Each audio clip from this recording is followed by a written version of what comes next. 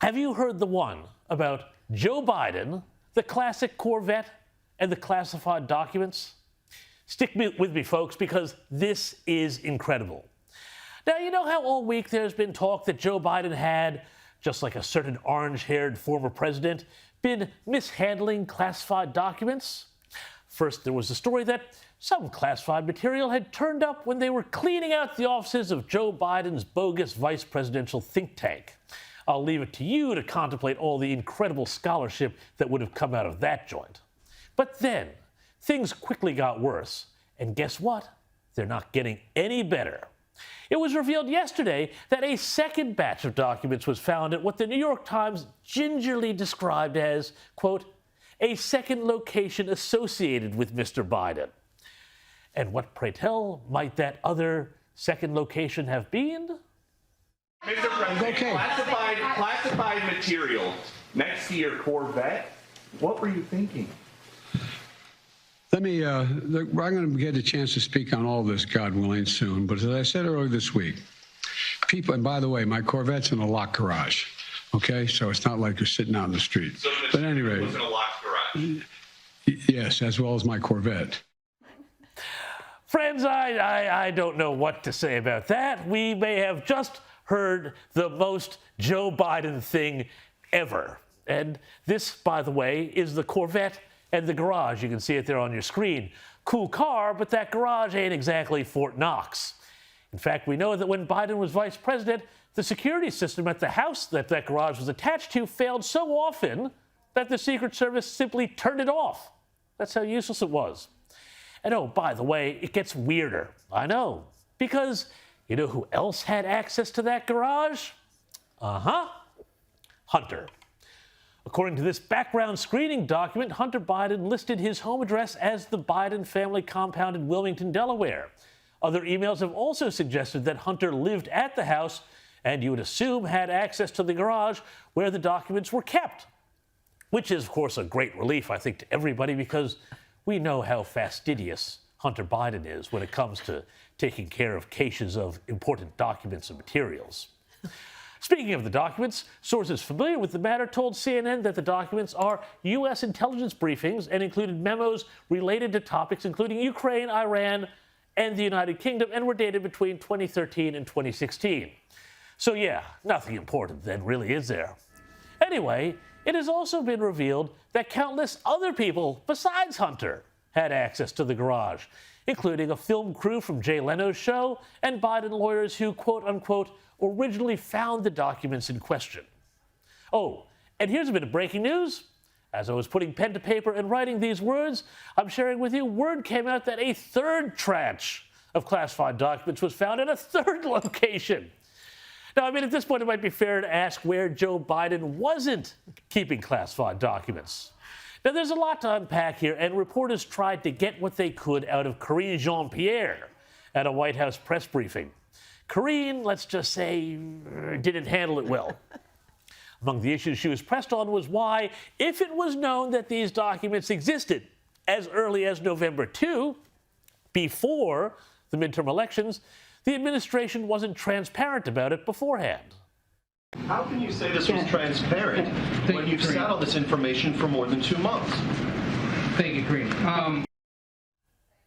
Yeah, okay, Karine, just ignore that question. But what about visitor logs of who might have been at the Delaware residence? Can we see those?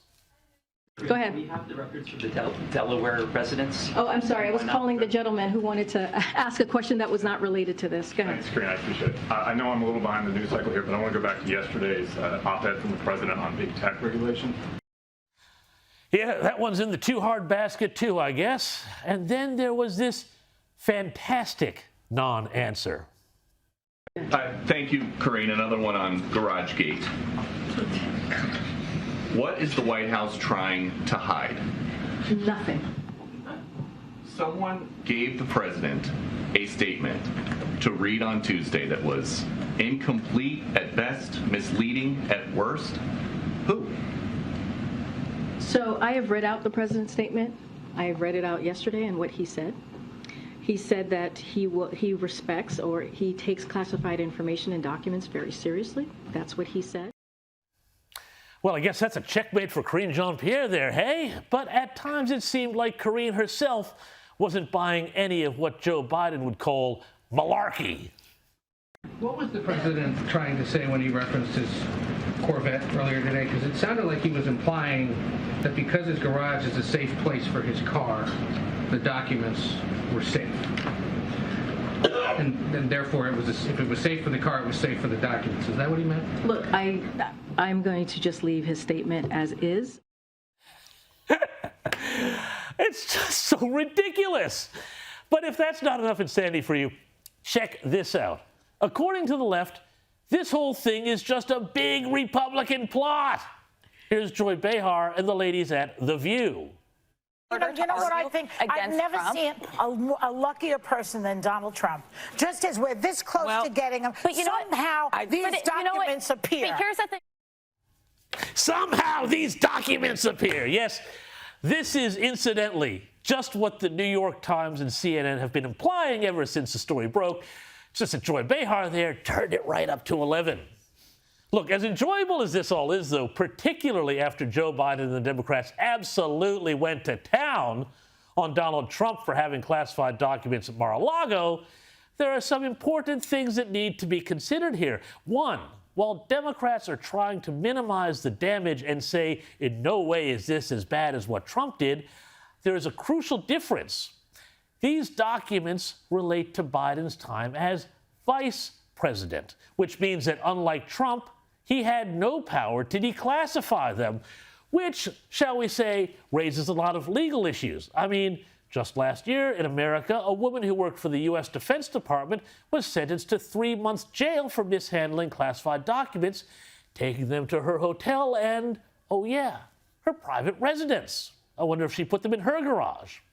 Will anything remotely similar happen here? Of course not. And then there is the question of why is this breaking now? Well, if you want my opinion, there's a lot of division in the Democrat Party about whether Joe Biden should run again. He wants him to. He wants to. Jill wants him to. But I mean, come on, the man's not exactly getting any younger or less embarrassing. I'd say people who knew about these documents and wanted him to clear the way for someone else, California Governor Gavin Newsom or Kamala Harris perhaps, are dropping out information and revving up both investigations and the embarrassment. And there's one more thing. Now that the Democrats have lost the House and the Republicans are starting up all manner of investigations into the Biden family and deep state corruption, something else has happened. Joe Biden has gone from being a useful rubber stamp for the progressive agenda coming out of Congress to become a distraction and an embarrassment. Joe Biden is no longer useful to the left because the left are now stymied and have to focus on 2024. They'll let Biden twist in the wind with whatever investigations come out of this and Hunter's laptop and God knows what else until he decides he's sick of it and wants to go off to Shady Pines to eat ice cream for the rest of his days. And in the meantime, ambitious Dems will be populating the field for the 2024 primary. As they say in the horror movies, the calls are coming from inside the House. You heard it here first.